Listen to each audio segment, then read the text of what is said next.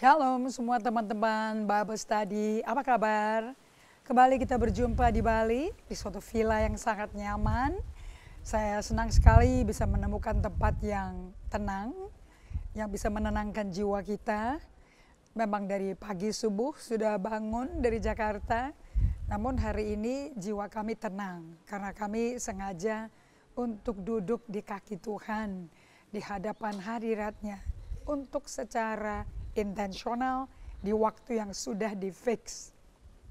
Saya berdoa melalui 2,5 tahun lebih kita belajar bagaimana menghormati hadirat Tuhan dan menikmatinya, karena Tuhan mau hubungan kita dengan Dia untuk dinikmati.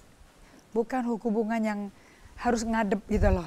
Nggak ada orang bisa bangun hubungan kalau diharuskan bertemu tanpa hatinya terbuka, pikiran terbuka untuk menerima satu sama lain, terutama dengan Tuhan. So, apa kabar semua teman-teman yang ada di Denpasar, Bali, teman-teman dari Jakarta, Minahasa, dari Tomohon, dari Palembang, dari Bekasi, dari Depok, semua yang dari Tangerang, terima kasih sekali sudah bergabung di Bible Study dari Bali, Denpasar, di Villa Goshen. Anda bisa mampir kemari, bisa mengunjungi tempat ini. So, saya senang sekali saya bisa menemukan tempat yang bikin kita tenang dan kalem.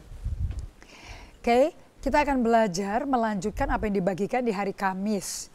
Saya rindu sekali untuk Anda bisa buka catatannya untuk mengerti apa tujuan dari dipanggil Tuhan untuk menjadi serupa gambar rupa Dia di dalam keselamatan. Bukan saja tentang diampuni dosanya, tetapi kita untuk dipenuhi dengan kepenuhan Allah, alias Dia mau hidup di dalam kita, tubuh kita membawa eksistensi kepenuhan dari pribadi Allah Tritunggal berjalan di badan ini. Bukankah menarik? Sama seperti Yesus, kepribadian Allah dibungkus dalam tubuh yang dibentuk dalam rahim Maria.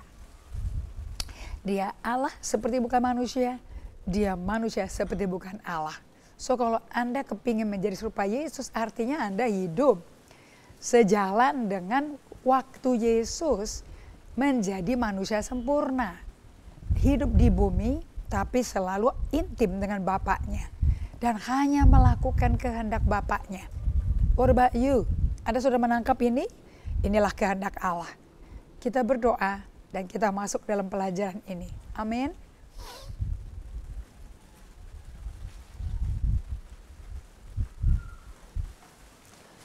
Bapa yang terkasih, Bapa yang setia, Bapa kami yang di surga. Sungguh suatu hidup yang lain daripada yang lain indahnya, karena kami tahu identitas kami putra-putri Allah di dalam Kristus Yesus. Selama Kristus tinggal dalam kami tinggal di dalam Kristus, maka kami sah resmi menjadi anak-anak Allah. Yesus menjadi anak sulung, kita anak kedua. Yesus menanggung semua hukuman dosa, kita hidup sebagai adik-adiknya Yesus, anak yang kedua, penuh dengan kasih karunia, belas kasihan, kemurahan, kasih setia Tuhan, rahmat-Nya Tuhan. Oleh sebab itu, melalui kakak sulung kami, Yesus Kristus yang sulung, yang bangkit dari mati, kami semua menerima surga kebuka, hidup dalam surga kebuka, dan bisa menemukan jalan baru dan hidup untuk lari ke pangkuan tahta Allah Bapa pada saat kita butuh pertolongan. Dia akan berikan kasih karunia, anugerahnya, rahmatnya. Sehingga tidak ada adik-adik kedua daripada kakak sulung kita Yesus Kristus yang hidup gagal. Karena kita hidup di bawah belas kasihannya, di bawah kemurahannya, di bawah rahmat dan anugerahnya Dia. Oleh karena iman, karena kasih karunia, kita semua diselamatkan. Bukan pekerjaan kita, bukan kerja keras kita, tetapi pemberian Allah cuma-cuma. Oleh sebab itu, sebagai yang dikasihi, diampuni, dibelas kasihani, dilindungi, dikelilingi dengan belas kasihannya, Kita tidak perlu takut tergeletak gagal, karena kasih karunia-Nya lebih besar dari semua kegagalan manusia kita yang penuh dosa dan tak sempurna. Tapi dengan kelimpahan kasih karunia, kita bisa hidup tegak dalam kebenaran Allah untuk menjadi utusan Kristus di bumi, menjadi duta besar kerajaan Allah di bumi seperti di surga. Di dalam nama Yesus bicaralah Roh Kudus kepada setiap kami untuk kami betul-betul menjadi seperti apa yang Allah ciptakan kami. Kami berikan hormat, pujian, kemuliaan hanya bagi-Mu dalam nama Yesus Kristus. Amin. So, selamat datang semuanya ada di Bali.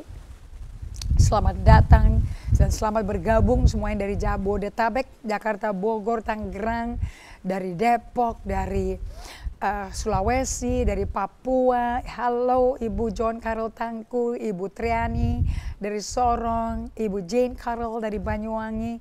Halo. Apa yang dilakukan oleh Tuhan dalam hidup Anda dan saya waktu Anda duduk di kaki Tuhan? Berdiam, tidak minta apa-apa, tidak bahasa roh, tidak bicara apa-apa, berdiam supaya Allah bisa bersama kita, nikmati kita, dan mengerjakan apa yang Dia tahu perlu dikerjakan di dalam kita. Ada amin? Ingat, Filipi 2 ayat 12-13, Paulus berkata, waktu aku absen atau aku hadir, aku mau kau kerjakan keselamatanmu dalam takut dan gentar. Kerjakan di situ, artinya kerjakan keluar. Apa yang Allah saja bisa lakukan melalui Roh Kudus-Nya, Roh kebangkitan Yesus dari mati, dari dalam keluar, supaya dalamnya kita hanya melakukan kehendak Allah, dalamnya kita hanya melakukan pekerjaan sesuai kerelaannya Allah Bapa, sehingga kita kerjanya kerjaan Allah yang menyenangkan dan hanya melakukan kehendak Allah. Untuk itu kita lihat kembali definisi sukses. Apa sih sukses itu? Dari Tuhan Yesus Kristus, dari sudut pandang Yesus, dari lensanya surga. Kalau Anda mau diterima di surga, Anda mesti hidup sesuai lensa surga. Nggak bisa sesuai lensa dunia. Nah lihat, saya terjemahkan dari terjemahan bebas ya. Ini saya belajar dari Peter Tanci di Malaysia, di Manila. Saya belajar dari Dallas Willard, dari Peter Scazzero. Semua yang menekankan pemuritan itu 100% memiliki definisi sukses sesuai kerajaan surga yang sama. Oke? Apa itu sukses? Menjadi diri, menjadi pribadi yang sesuai panggilan Allah, sesuai ciptaan Allah, dan melakukan sesuai panggilan Allah, kehendaknya Allah, dengan cara-cara jalan-jalannya Allah, sesuai waktunya Allah. Karena Allah bekerja dengan waktu dan musim. So saya mau Anda jangan salah kaprah. Tidak semuanya kehendak Allah harus dilakukan tiap hari segera. Ada waktunya, ada musimnya. Itu yang bikin Anda bisa relax. Satu karakteristik Dallas Willard ditanya. Ini guru yang penting ya. A.W. Tozer, Madame Guyon, Teresa dari Avila, Martin Luther, Agustin, Ignatius de Loyola, semua ini orang-orang yang mengerti dan sukses hidupnya. Berjalan dalam hadirat Tuhan, sembunyi dalam hadirat Tuhan, dan melakukan perkara besar Tuhan.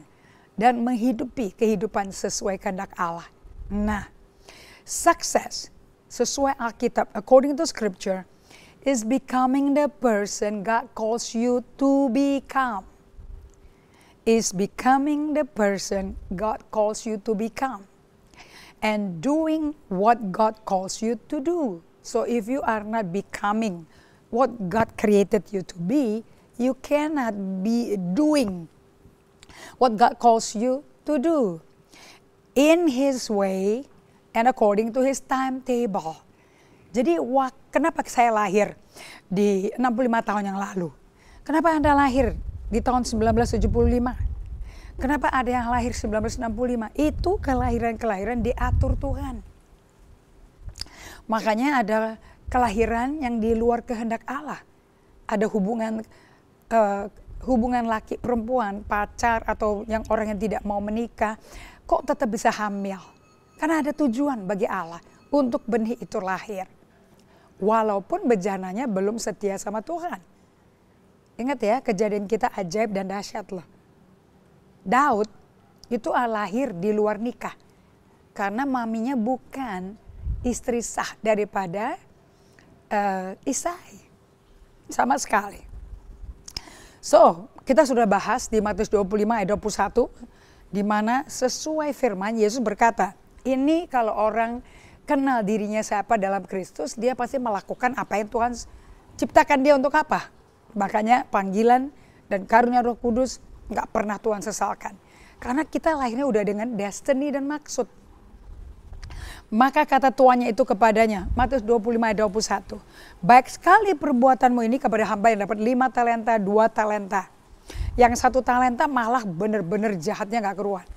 Bahkan mendakwa, menyalahkan, lain sekali sama yang 5 talenta, yang kembalikan 5 talenta dengan hasilnya 10 talenta. Yang dikasih kemampuannya cuma bisa 2 talenta. Dia kerja dengan 2 talenta, kembali 2 talenta, sehingga dikembalikan 4 talenta. Nah, Tuhan itu mengasihi Anda apa adanya. Anda gak usah perform kok. Apa adanya. Tuhan cinta Anda. Anda sukses apa enggak, Tuhan cinta Anda. Itu yang bikin aja jadi kepingin sukses. Oke? Dulu saya juga gak berantakan, saya gak sukses bangus. Tapi sekarang lebih hidupnya ada ritme. Ada rule of life, ada trellis. Sama seperti tanaman anggur nempel di tralis ya. Tujuannya ditralisin supaya berbuah banyak dan lebat dan gak jatuh buahnya sehingga hancur panennya. Tapi teratur dan dapat diatur hasilnya. Maka kata tuannya itu kepadanya, baik sekali perbuatanmu. Jadi dia melakukan perbuatan yang sesuai kehendak Allah. Hai hambaku yang baik dan setia. Engkau telah setia dalam perkara yang kecil. Aku akan memberikan kepadamu tanggung jawab dalam perkara yang besar. Trustworthiness, dapat dipercaya. Dan masuklah dan turutlah ke dalam kebahagiaan Tuhanmu. Di mana Tuhanmu, di situ kau berada. Tapi untuk ini Anda mesti melakukan kehendak Allah. Sesuai jalannya Allah, di waktunya Allah. Nah, oke. Kemudian yang 2 talenta juga datang. Tuhan 2 talentanya ini Tuhan percayakan kepadaku. Jadi di kerajaan surga gak ada comparison, gak ada perbandingan. Katanya Tuhan, 2 talenta Tuhan percayakan kepadaku. Lihat, aku telah beroleh laba 2 talenta. Maka tuannya itu berkata kepadanya, baik sekali perbuatanmu itu. Hai hambaku yang baik, baik dan setia. Kualitasnya Allah itu kan baik kan? Allah is baik, right? Oke? Dan juga Allah itu penuh dengan iman, penuh dengan kasih setia, kesetiaannya. Dari selamanya sampai selamanya. Engkau telah setia memikul tanggung jawab dalam perkara kecil. Perkara kecilnya sesuai scope, sphere of influence, lingkup pengaruh. 2 talenta aja. Anda kalau punya kemampuan 2 talenta dan Anda maksimum di situ, you're successful. Kamu orang setia, kamu orang baik. Masuklah turut dalam kebahagiaan Tuhanmu. Nah kalau orang gagal yang masuk neraka nih, ada gagal tapi bukan pecundak. Tapi kalau yang ini gagal pecundang. Lihat ini. Kini datanglah juga hamba yang menerima 1 talenta itu. Dan berkata, Tuhan, aku tahu bahwa Tuhan adalah manusia yang kejam yang menuai di tempat di mana Tuhan tidak menabur. Dan memungut dari tempat di mana Tuhan tidak menanam. Siapa tuannya? Siapa pelayannya? Kok pelayannya lebih galak? Maka pelayannya bisa maki-maki tuannya. Ini bukan hamba. Ini bos. Ini orang gak kenal tuannya. Saya heran. Tapi tuannya masih mau melatih dia. Makanya karena gak dapat dipercaya dikasih kecil. Dia gak mau kecil. Dia mau seperti yang 2, dia seperti yang 5. Dia bandingkan dirinya dengan yang setia dengan 2 kemampuan. Kemampuannya, kapasitasnya cuma 2 dan kapasitas 5. Dia kepingin seperti mereka. Padahal dia gak punya kapasitas 2 atau kapasitas 5. Ngotot. Ini orang yang gak kenal diri. Ini orang yang tidak punya, gak clear identitasnya. Saya berdoa, Anda tahu loh, Anda tuh anak Allah Bapa yang dikenan Allah dan disayang. Sama kayak Yesus. Walaupun dia belum khotbah, belum pernah melakukan mujizat, tapi Allah pada waktu dia usia 30 tahun, setelah 30 tahun disembunyikan, Tapi dia melakukan yang bapaknya lakukan, yang bapaknya mau. Dia spend time dengan bapaknya. Oke. Nah, dia berkata seperti ini. Kamu menuai dan mengambil, menuai di mana Tuhan tidak nabur. Padahal kan yang mestinya nabur kan dia kan. Dan memungut dari tempat di mana Tuhan tidak menanam. Karena itu aku takut dan aku pergi menyembunyikan talenta Tuhan itu di dalam tanah ini. Nih, terima kepunyaan Tuhan. Ini orang gak kenal Tuhan. Gak tahu tujuannya apa. Dikasih 1 talenta. Gak nanya. Asumsi. Dan dia banding-bandingin dirinya sama yang mempunyai kapasitas kompetensi 2 talenta. Bandingin dengan yang punya kapasitas 5 talenta. Dia pikir tuannya gak adil bagi-baginya. Padahal tuannya kenal orang-orang ini. Dan memang tuannya bagi-bagi kemampuan, potensinya, dayanya untuk bekerja. Memang beda-beda kapasitasnya dan kompetensinya.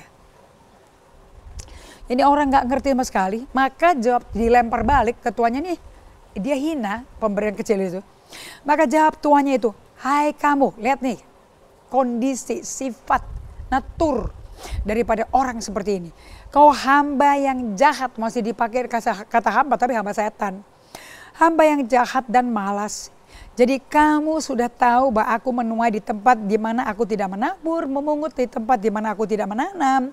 Karena itu seharusnya uangku, talenta itu uang loh. Itu kau berikan kepada orang yang menjalankan uang supaya sekembaliku aku menerimanya serta dengan bunganya. Karena setiap orang yang mempunyai kepadanya akan diberi, mempunyai kesetiaan, punya hubungan dengan tuannya, mengerti kehendak tuannya, bergaul dengan tuannya. Dan sehingga ia berkelimpahan, tetapi siapa yang tidak mempunyai apapun juga yang ada padanya akan diambil karena dia nggak punya hati yang mengenal tuannya. Dia nggak punya hati yang cinta tuannya, yang mengerti jalan-jalan pikiran tuannya, maunya tuannya apa, maksud tuannya kasih dia talenta apa. Ini nggak mau tahu, dia hanya lihat, kok aku cuma dapat 1, kok yang lain dapat 2, dapat 5, kok aku paling kecil. Berarti ada ini ya, ada pilih-pilih kasih ya. Itu nggak ada urusan. Ini berdasarkan kapasitas dan kapabilitas. Dan campakkanlah hamba yang tidak berguna itu ke dalam kegelapan yang paling gelap. Di sanalah akan terdapat ratap dan kertak gigi. Ini neraka Bapak Ibu sekalian, neraka. Neraka. Secara angka bisa bertambah. Oke, Anda, sekarang kita lihat Anda. Kita sebagai pemimpin gereja, Anda sebagai ketua sel, Anda sebagai kepala keluarga, Anda sebagai majelis, sebagai diaken, apapun lah posisi kepemimpinan, Tuhan akan uji kapasitas Anda, kompetensi Anda, dan trustworthiness, dapat dipercaya apa enggak? Ngerti nggak sih? Jadi alias untuk menjadi pengikut Kristus atau menjadi putra seperti Yesus, Anda ini ngerti nggak sih sebetulnya? Dan Anda kalau nggak mau tahu dan nggak mau ngerti, Hosea 4 ayat 6 berkata, umatku binasa karena tidak mengerti, tidak punya pengertian. Hati-hati loh, yang membuat kita ke neraka karena tidak mau tahu, tidak punya pengertian. Hati-hati, bukan karena bodoh, bukan karena rendah IQ-nya, gak ada urusan. Karena tidak mengerti, kenapa menerima hidup kekal, kenapa dipanggil Tuhan, kenapa ada karunia Roh Kudus. Dan udah gitu, gak mau cari tahu, gak mau cari pengertian. Be careful. Anda bisa masuk neraka loh, seperti hamba yang 1 talenta. Ini hamba jahat dan tidak bijaksana. Hamba yang malas, dilempar ke dalam kegelapan yang paling gelap. Malas dan jahat. Hati-hati. Ini sukses artinya, yang dikatakan di Matius 25 ayat 21. Orang-orang yang mengerti hati tuannya, kenal hati tuannya, berhubungan intim dengan hati tuannya, bergaul, teman dari tuannya, dan tuannya menghormati dia sebagai teman. Kenapa kita mau jadi teman? Bisa dihormati, kapasitas kita, kompetensi kita dihormati. Dia lihat kita punya kompetensi 5, dia kasih 5. Dia lihat kita punya kapasitas kita, kemampuan kita 2, jadi kasih 2. Ini ada orang yang nggak ngerti dia punya kapasitas berapa, dia punya kapabilitas apa, dia nggak mau tahu tentang dirinya. If you don't know who you are in danger untuk menghancurkan hidupmu. Hati-hati, you must know who you are. Kalau enggak seperti hamba 1 talenta. Nah, banyak orang melakukan identitasnya dengan berkata, kalau rumah kita besar, mobilnya banyak, berarti kita berhasil. Really? Berarti kita sukses. Really? Atau kita punya perusahaan banyak pegawainya, banyak kantor cabangnya. Atau gereja ya, gereja. Oh banyak pengikut, banyak yang hadir, tapi seminggu sekali hadirnya. Oke? Dan bertumbuhnya cepat, jadi kita mesti beli kursi, nyawa tempat lebih gede. Oke? Ini gereja yang lebih besar, sinodenya gede, 50 ribuan. Organisasinya besar. Tapi di mata Tuhan bisa gagal loh. Karena belum tentu itu kapasitas yang Tuhan taruh pada Anda, dan belum tentu itu kehendak Allah. Belum tentu. Itu membuat Anda dijamin jadi hamba yang baik dan setia. Dan bisa jadi orang-orang yang mungkin jumlahnya kecil tapi melakukan apa yang Tuhan mau, justru dia yang sukses. Kalau sesuai Yosua 1 ayat 8, kata sukses keluarnya di sini. Di Indonesian version, jangan kau lupa perkatakan kitab Taurat ini. Ini orang yang mengasah diri sehingga dia tahu kehendak Allah itu apa. Tetapi kau renungkan itu siang dan malam kitab Taurat itu, supaya engkau bertindaknya hati-hati, jangan meleset keluar dari kehendak Allah atau apa yang Allah lagi kerjakan di dalam kita. Jangan sampai diabortus. Sebab dengan demikian perjalananmu is a journey, akan berhasil. Jadi nggak ada yang instan, nggak ada instant replay.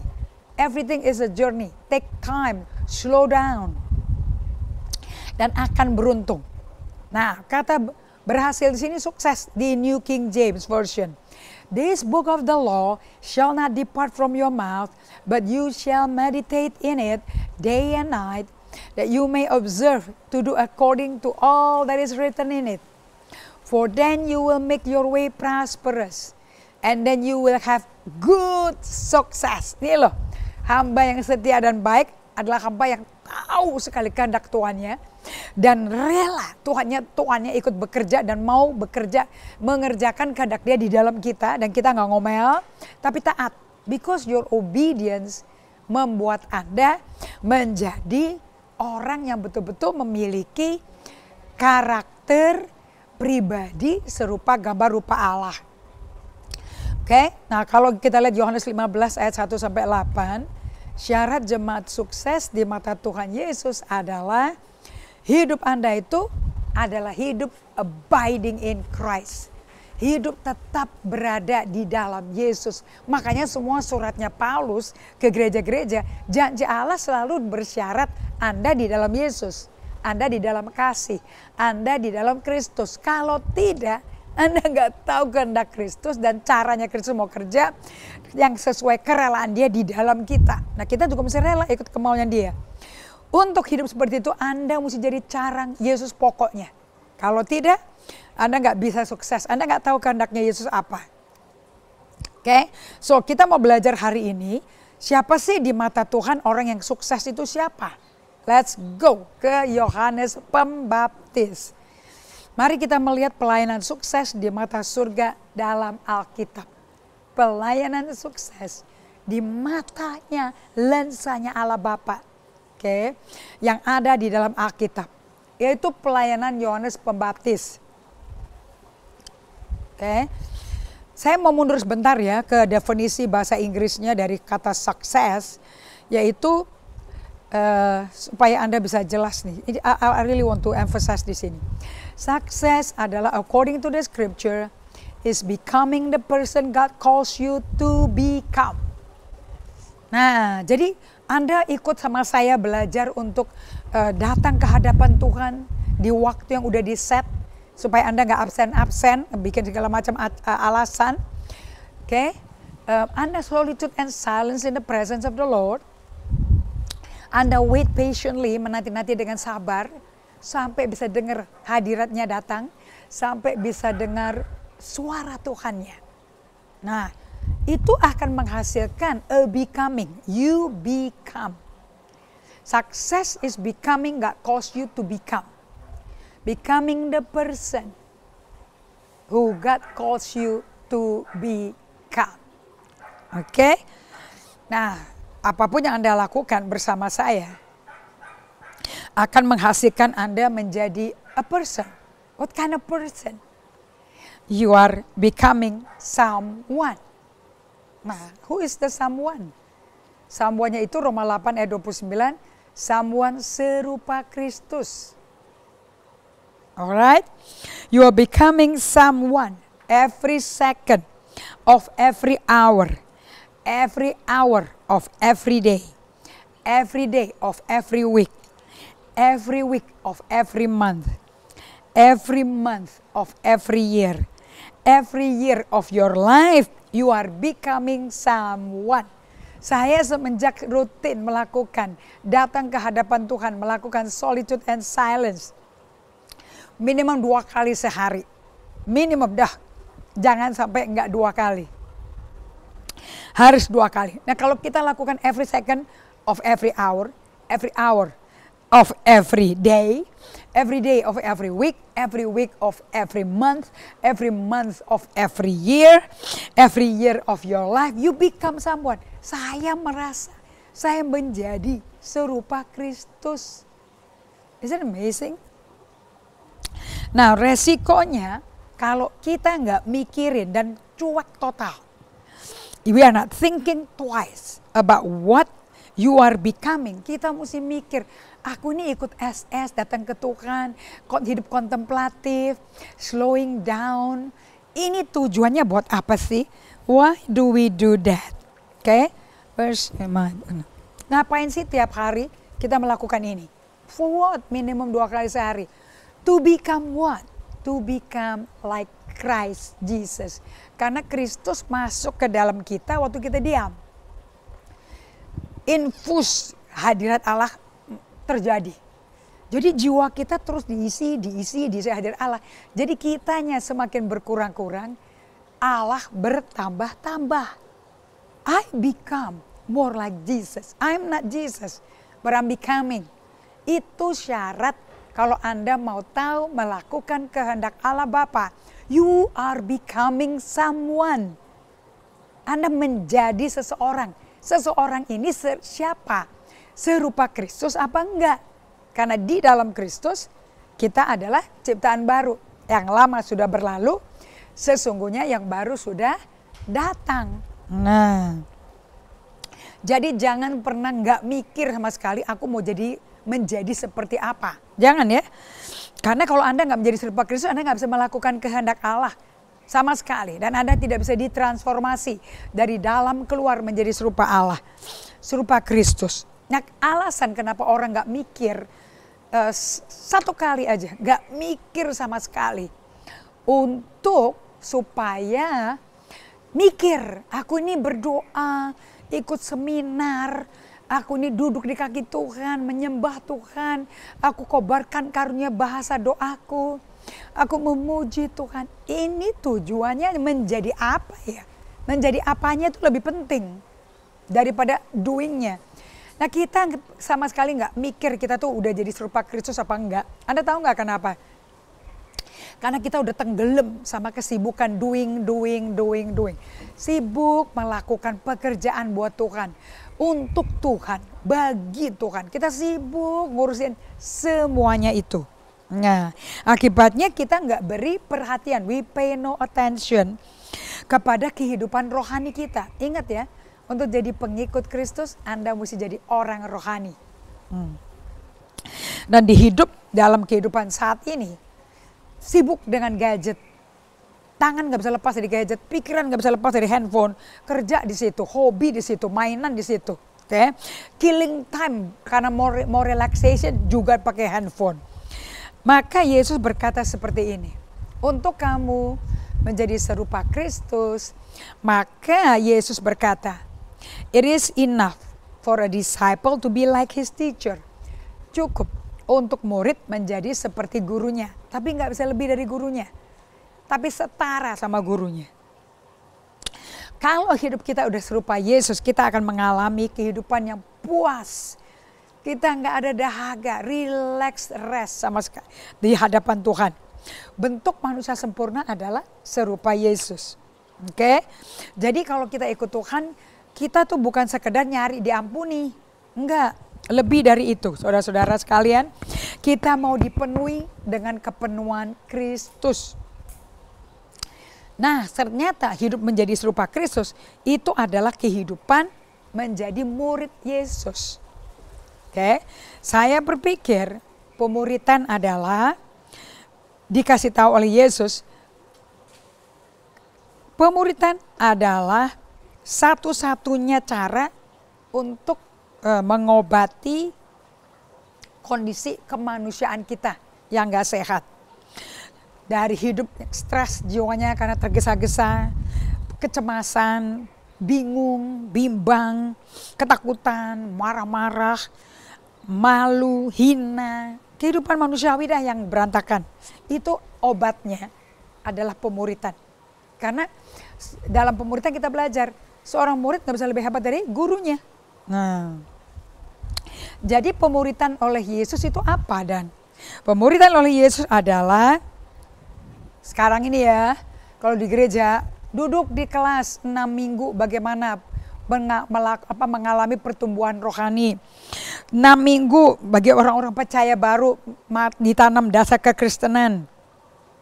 Apa metode-metode untuk pengembangan, untuk church growth, pertumbuhan gereja. Semuanya ini bagus, saya kasih tahu pada kalian, tapi tidak berfokus kepada Yesus. Dan tidak berfokus pada apa yang Yesus gambarkan. Nah, jadi Yesus dia mempunyai definisi seperti ini. Apa tuh pemuridan?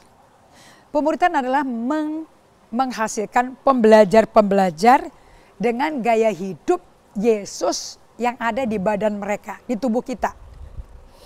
Murid adalah seseorang yang menundukkan diri dengan jalan-jalannya tuannya. Nah, ini tuannya yang mendefinisikan hidup idealnya murid-murid Kristus kayak apa. Dan bagaimana hidup di dalam kehidupan idealnya Yesus. Serupa Yesus kayak apa sih, artinya gitu loh. Jadi seorang murid kalau mau orang-orang yang mau dimuridkan pasti dia tunduk serahkan total apa adanya keseluruhan hidupnya. Dikasih ke tuannya yang melalui tuan itu kita akan belajar.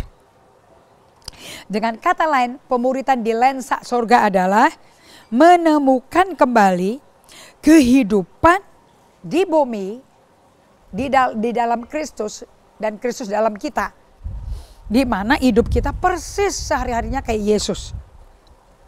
Karena Yesus adalah Tuhan daripada kehidupan kita.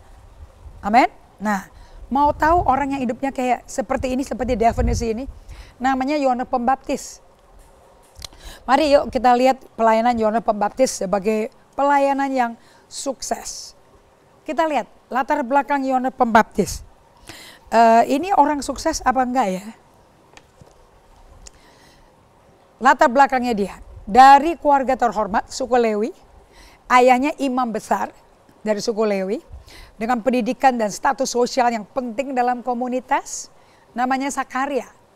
Ibunya Elizabeth, masih saudaranya Maria, maminya Yesus. Yohanes Pembaptis diharapkan oleh ayahnya dan keluarganya pasti untuk ngikut jejak daripada ayahnya. Namun ternyata dia nggak mau. Anda mau tahu kenapa dia nggak mau? Karena sudah dinubuatin di Yesaya 40, dikatakan seperti ini nih. Ini buat saya pelajaran bagus banget. Bikin gereja saya nggak sibuk energinya habis-habisan di acara hari Minggu. Tapi domba-domba Tuhan terlantar. Masih hidup dalam dosa, masih kompromi. Dan setengah mati untuk hidup benar. Nah, kita mesti ajarin. Apa tuh artinya lahir baru? Menjadi anak Allah artinya apa? Implikasinya apa? Oke. Nah, lihat Yesaya 40. Ini lihat orang sukses. Ayat 3. Ada suara yang berseru-seru. Persiapkanlah di padang gurun. Tempat tinggal dia di padang gurun. Anda tahu kan Yesus dibawa ke padang gurun oleh Roh Kudus. Setelah puasa 40 hari 40 malam tidak makan tidak minum, ingat itu. Di padang gurun bukan tempat disaster. Padang gurun adalah tempat di mana kita berdiam diri, berada bersama Allah. Yesus hidupnya 40 hari di sana. Allah ngajak orang Israel keluar dari Mesir, 40 tahun gak bisa-bisa bergaul, sampai mati semua. Yesus 40 hari sukses, 30 tahun pun sukses, berada bersama Bapaknya. Itu aja yang utama. Di mana Yohanes Pembaptis dibesarkan? Di padang gurun juga. Dia dekat dengan itu, lambang hubungan intim, akrab dengan Allah Bapa. Persiapkan jalan di padang gurun untuk Tuhan. Luruskanlah jalan di padang belantara. Jalan raya Allah bagi Allah kita. Jadi kalau hatimu mau ngerti jalan-jalan Tuhan. Dan di dalam hatimu ada jalannya Tuhan di mana Allah bisa masuk. Oke? Dan dia membawa tali sifat tegak kebenaran keadilannya Allah. Sehingga Anda bisa hidup dengan benar. Jalan raya hanya ada di padang gurun. Karena di tempat itu Anda berada dalam solitude and silence. Di padang gurun ada apa kecuali pasir, panas, kaktus. Jarang. Kalau dipasang api keluarlah ular, kalajengking.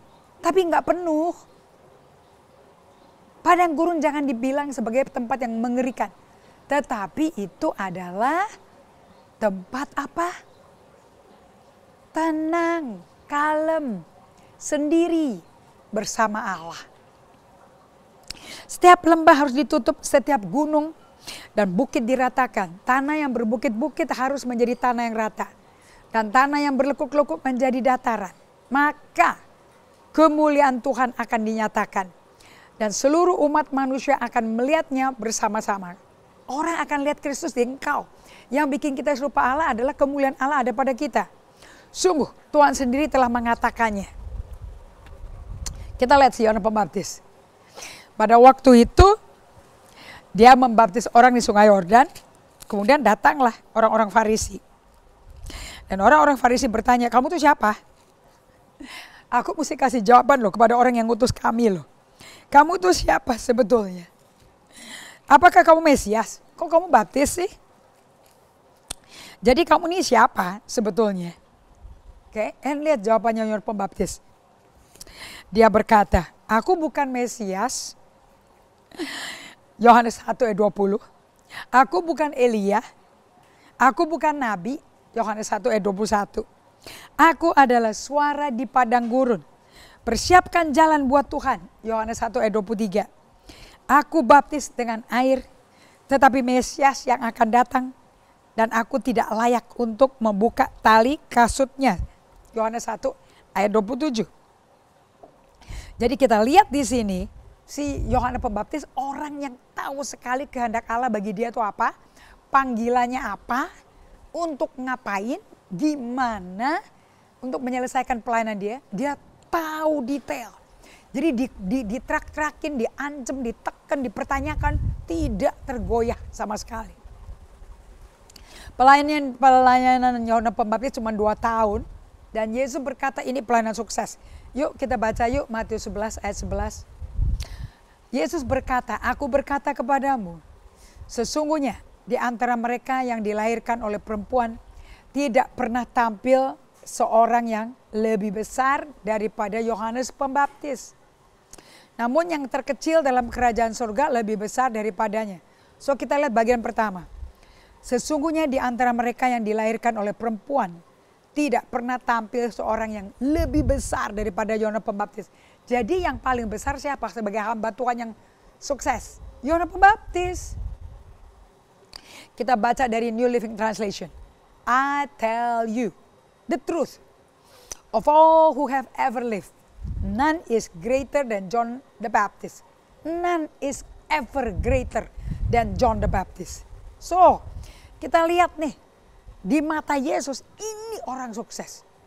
Lah dia tuh ditinggal murid-muridnya loh. Muridnya pada pindah ngikutin Yesus loh.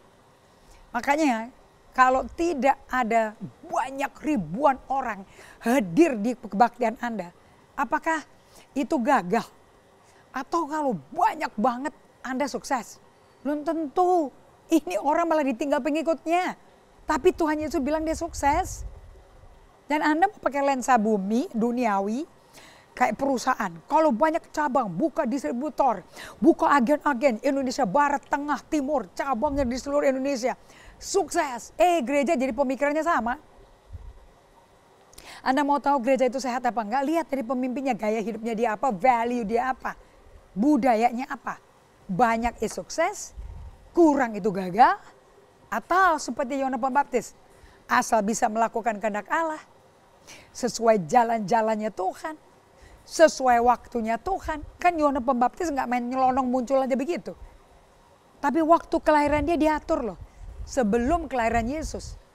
Supaya dia mempersiapkan jalan bagi Yesus. Siapa yang masuk ke jalannya Yesus akan menerima kemuliaan Allah.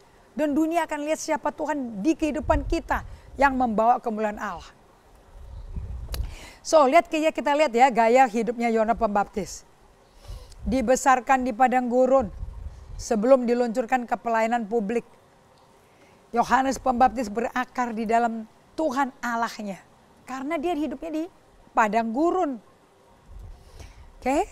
Yohanes hidup dari menanti-nanti Tuhan Allahnya. Dia lagi nunggu aja kapan tuh suara lembah-lembah akan diratakan. Jalan yang berlekuk-lekuk akan diluruskan. Dia nunggu kapan bisa ngomong itu. Dia pakai timing. Timing di dalam Allah ya. Dialah yang menjadi the message. Dialah yang menjadi pesan. Apa yang dikhotbahin, dialah itu. Dialah pesan itu. Jadi hidupnya Yohanes Pembaptis sama firman Tuhan di dia sama. Nah, Yohanes Pembaptis selalu menanti Tuhan. Nggak pernah mendahului Tuhan. Dia nggak kepo, dia nggak tergesa-gesa, dia nggak lekas-lekas, dia nggak terburu-buru. Dia on time. Katanya kalau orang khotbah, God is never late. He's never too early, never late. Always on time. Ayo hidupin yo. Sesuatu pernyataan yang bagus belum tentu Anda bisa hidupin dan menjadi gaya hidup Anda loh. Yohanes Pembaptis selalu menanti-nantikan Tuhan, gak pernah mendahului Tuhan. Awal lokasi pelayanannya tuh di padang gurun. Solitude, silence. Bukan di pusat negara, di Yerusalem, tempat orang-orang kaya, orang terkenal, imam besar berada. Dia nggak mulai pelayanan di tempat terkenal. Dilihat orang pemerintahan Romawi, dilihat para orang Taurat, Saduki. Enggak, di padang gurun, nggak ada yang lihat. Terus makanannya juga menunya aneh, makanya belalang dan madu. Baju juga aneh, sepatu juga aneh. Pokoknya penampilan dia nggak cakep deh dan nggak fashionable, kasar dan agak fanatik. Nah, ada sejarawan Yahudi namanya Yosefus, ini cukup akurat dia. Menulis bahwa puluhan ribu orang bergerombol mencari Yohanes Pembaptis untuk mendengar berita dia. Kepribadian Yohanes ini sangat tidak tergantung apa kata orang. Dan gak peduli mengenai orang suka apa atau tidak suka sama dia, dia gak peduli. Dia gak pernah cari orang yang terkesan sama dirinya. Itu gak penting. Dia gak pernah buat pertunjukan, cari pengikut sama sekali. Yohanes Pembaptis pada waktu Tuhan, di waktu Tuhan, dia deklarasikan pesan Tuhan ke pemimpin-pemimpin agama zaman itu. Bertobatlah. Tanpa terancam karena pendidikan Yohanes Pembaptis tidak sekelas atau setara dengan para ahli Taurat maupun para imam. Dia nggak terancam loh sama orang pinter, dia nggak terancam sama orang terhormat. Bajunya baju kulit, makanannya susu dan madu, jadi janggutnya banyak tuh kaki-kaki belalak, madu yang nempel-nempel. Dia nggak terancam karena perekonomian Yohanes itu dibawa kekayaan para imam.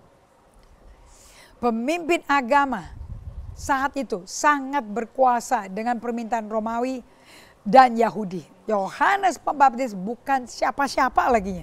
Tapi Allah nggak malu loh untuk beresin kita punya kehidupan yang berantakan, nggak malu.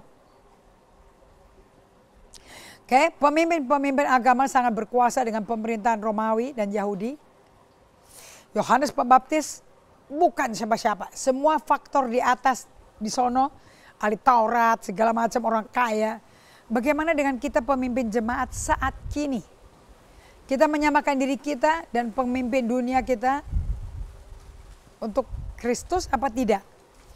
Hal-hal seperti ini tiada artinya bagi Yohanes Pembaptis.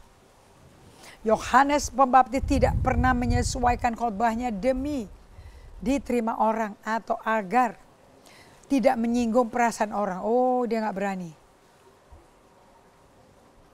Lukas 3 ayat 7 kita lihat ya bagaimana ketaatannya Yohanes Pembaptis.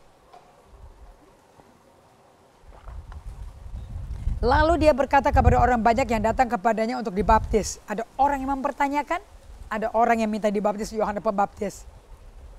Katanya ini orang datang mau dibaptis. Dengarin kata-katanya dia. Hai kamu keturunan ular berudak. Kamu keturunan ular beludak. Siapa yang mengatakan kepada kamu supaya melarikan diri dari murka yang akan datang? Gak bisa, kamu udah dimurkai kok. Keras, tapi menyelaraskan. Yohanes Pembaptis jelas siapa dia. Aku bukan Mesias, aku bukan Elia, aku bukan suara yang, aku adalah suara yang berseru suara di padang gurun. Persiapkan jalan bagi Tuhan. Itu suaranya dia. Akibatnya Yohanes, slide berikutnya, Yohanes memiliki otoritas dan kuasa memerintah kerajaan Israel yang belum pernah mereka lihat ratusan tahun yang lalu. Setiap orang percaya ada otoritas dan power. Makanya Anda tahu bahwa di Indonesia nggak pernah masalah ya. Untuk orang-orang yang aktif di sini. Padahal nggak ada waktu duduk di kaki Tuhan. Jadi dia nggak disertai Tuhan. Dia nyertai diri sendiri. Dan jawaban Yohanes itu menentukan dia ini jawabannya benar apa enggak. Tidak ada seorang pun yang dapat mengambil sesuatu bagi dirinya kalau tidak dikaruniakan kepadanya dari surga. Kenapa kok dia ngomong kayak gini? Sebab Yesus membaptis air juga.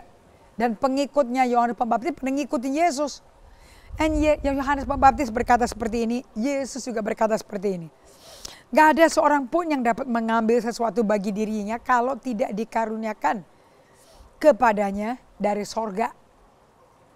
Jadi orang mesti beralih ke Yesus dan tinggalkan Yohanes Pembaptis. Di mata Tuhan Yesus Kristus, Yohanes Pembaptis di pelayanannya dan hidupnya sukses. Saya ulangi ya, di mata Tuhan Yesus Kristus, Yohanes Pembaptis, pelayanannya dan hidupnya tuh 100% sukses. Tapi apakah di mata masyarakat kalau Tuhan lihat sukses nih Yohanes Pembaptis? Karena pakai kacamata gereja yang ada di dunia nih. Sukses enggak ya? Kalau cuma anggota 20 untuk semua kelas. Bagi lingkungan pemimpin gereja zaman ini orang gagal. So Alkitab menjunjung tinggi Yohanes Pembaptis sebagai model dan Allah menyetujui pelayanannya. Definisi kata sukses yang salah akan membuat Anda dan saya buang tenaga, buang energi. Sampai minggu malam rasanya udah disedot bener-bener. Investasi kurang baik. Karena dapat diterjemahkan sebagai berikut. Investasi energi terbaik kita hanya di hari Minggu. Itu yang penting, mesti keren. Apakah itu betul? 2, memupuk branding gereja kita sendiri. Pakai segala macam perusahaan untuk branding gereja sendiri. 3, di persiapan pembuatan khotbah. Di persiapan pembukaan khotbah. Ada kejadian menarik. Anda lihat ya, ada 2 corong nih, ada 2 funnel. Satu mulutnya buka, satu kebalik. Yang kecil yang di atas, yang gede di bawah. Sekarang saya tanya kan, tadi kan dikatakan kalau gagal itu kan tergantung berapa persen waktu Anda dipakai buat rebranding. Buat apa lagi? Buat kelihatan sukses atau ramah. Nah, kalau semuanya sifatnya eksternal, kayak Markus 7 ayat 14-23. Kalau sifatnya semua eksternal, gampang, doable. Tapi kalau Anda mau betul-betul menghasilkan murid, nggak bisa. pakai cara dunia. Pakai caranya Yesus nggak bisa. Dengan kata lain, Anda mesti cek berapa persen investasi energi terbaik kita. Investasi energi terbaik.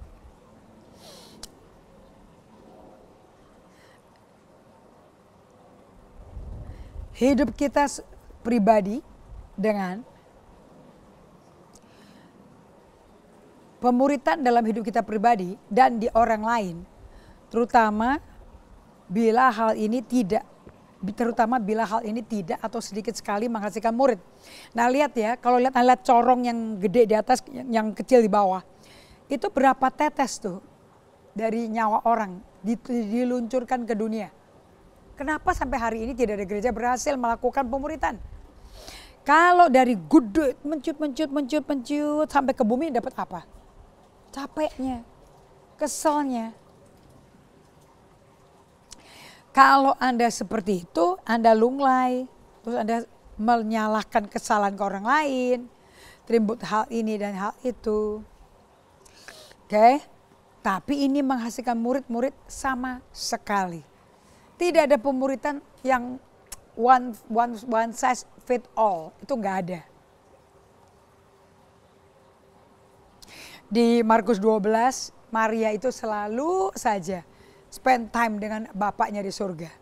Di ayat 12. Yesus pilih sendiri. Yesus memilih sendiri 12 muridnya dan di tengah masyarakat dan mengcustomize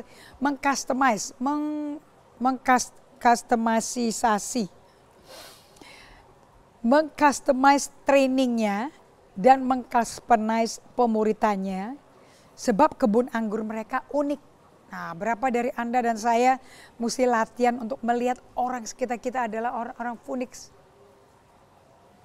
Orang-orang yang seperti burung yang tahu mesti mengapain, yang bisa tegak berjalan dan tidak dipengaruhi siapapun.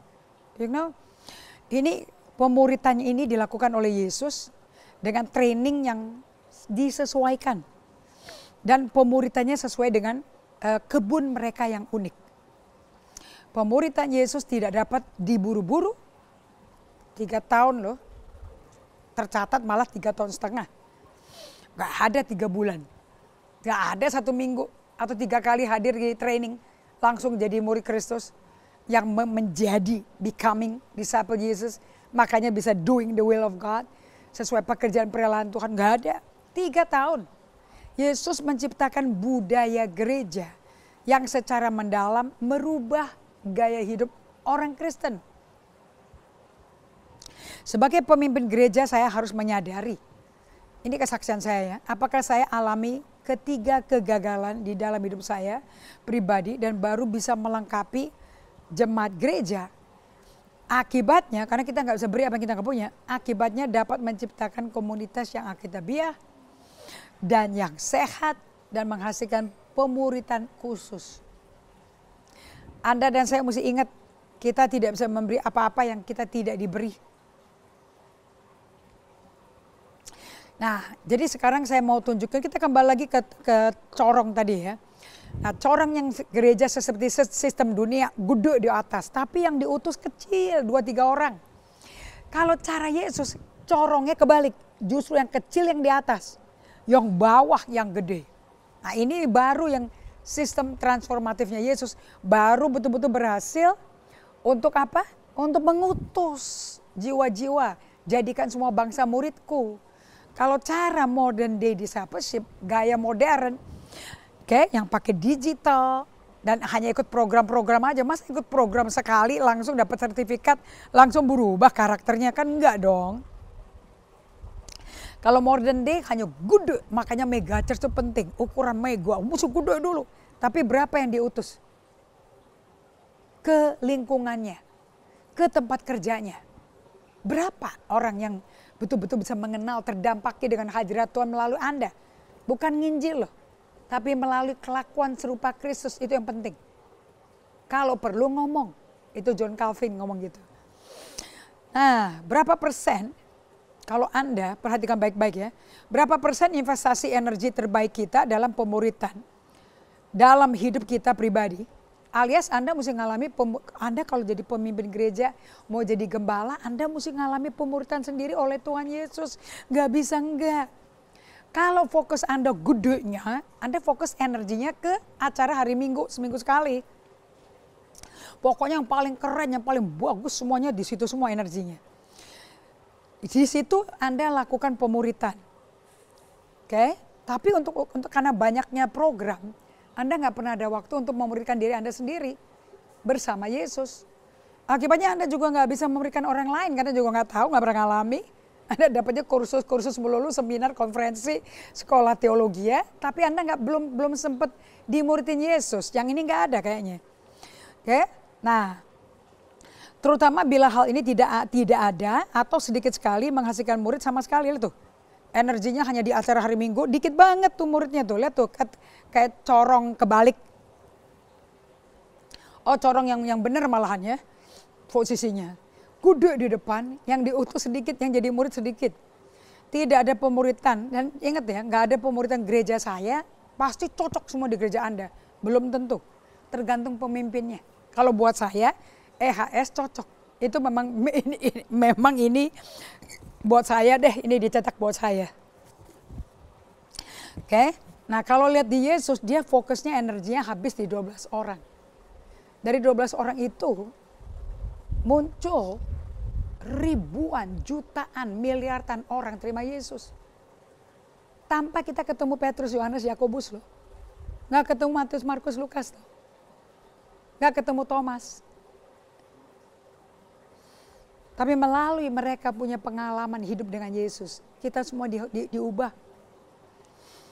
Oke. Yesus pilih sendiri kok 12 muridnya dari tengah masyarakat.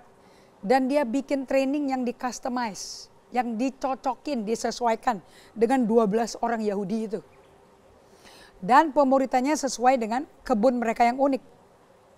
Pemuritan Yesus nggak bisa buru-buru, tadi saya udah bagikan, butuh 3 tahun. Karena dia mesti bikin budaya. Nah, budaya itu tergantung dari nilainya si pemimpin. Kalau buat saya nyawa saya penting dan berharga banget oleh Tuhan, saya akan lihat nyawa saya berharga. Kalau saya lihat nyawa saya berharga, saya akan hargai nyawa orang. Makanya Anda nggak bisa memuridkan orang sampai Anda mencintai diri sendiri. Kasihilah sesamamu seperti engkau mengasihi dirimu sendiri. Bagaimana bisa mengasihi diri sendiri? Karena Anda dikasihi Tuhan. Itulah deklarasi Allah kepada Yesus, itu juga deklarasi Allah pada kita. Kau anakku yang kepadanya aku berkenan. Udah, Anda mesti pakai identitas itu. Anda tahu Anda dikasihi, dan Anda dekat sama Tuhan melalui solitude silence. Anda diisi kasih Allah tiap hari. Anda kasih Allah ke orang lain. Akibatnya Anda dimuridkan, orang lain dimuridkan, orang lain datang ke Tuhan juga. Akibatnya seluruh jemaat Anda dimuridin Tuhan. So, sebagai penutup, nanti kita sambung lagi ya hari Kamis. Sebagai pemimpin gereja, saya harus menyadari apakah saya alami ketiga kegagalan dalam hidup saya, yaitu taruh orang terlalu immature, masih belum dewasa rohani udah jadi pemimpin. Oke, ada yang saya toleransi, yang kedua saya lebih sibuk melakukan kegiatan-kegiatan gereja daripada berada bersama Tuhan dan diubah serupa Tuhan. 3, saya memakai definisi sukses yang salah. Saya sendiri lakukan itu nggak? Udah banget. Oke, makanya ini hasil pengajaran dari pertobatan saya. Kalau belum remuk, hancur di hadapan Tuhan, nggak mungkin saya bisa ngajar kayak gini dan saya nggak mungkin ngalami Tuhan. Oke, baru saya bisa melengkapi jemaatnya Tuhan dan menciptakan komunitas yang alkitabiah dan sehat dan menghasilkan pemuritan yang serius. Ingat, kita nggak bisa beri apa yang kita nggak punya. Oke, kita akan lanjutkan dari Jakarta hari Kamis jam 7 sampai jam 8. Kelanjutan dan lebih detail. Apa itu artinya 7 tanda pemuritan yang benar. Mesti ada, kalau enggak Anda nggak bisa menjadi apa yang Tuhan mau. Kita berdoa ya. Bapa yang terkasih, terima kasih sekali untuk hari ini. Dengan sukacita sekali aku bisa belajar dari pribadi Yohanes Pembaptis yang mendapat promosi, deklarasi, pernyataan dari Yesus sendiri. Ini orang yang terbesar, nabi yang paling sukses. Padahal pengikutnya berkurang. Gak ada lagi orang ikutin dia. Dan kemudian kepalanya dipenggal. Dan pelayanannya hanya 2 tahun. Aku minta di dalam nama Yesus agar kau luruskan pola pikir kami, perspektif kami. Supaya kami tidak mau menjadi serupa orang di dunia, gereja di dunia kayak apa. Kami mau seperti apa kata Yesus tentang orang sukses. Diberkati semua teman-teman yang belajar Alkitab dari Sabang sampai Merauke. Dan aku berdoa semua kita tidak ada satupun yang mendengar pelajaran ini yang tidak mengalami pribadi dimuridkan Yesus dengan buah-buah roh dan mempengaruhi lingkungan keluarga dia, bisnis mereka, gereja mereka. Sehingga tempat di mana kita hidup akan melihat kemuliaan Allah. Tuhan, terima kasih untuk hari ini. Dalam nama Yesus. Amin. Oke, kita berjumpa lagi sampai hari Kamis. Tuhan berkati. God bless you.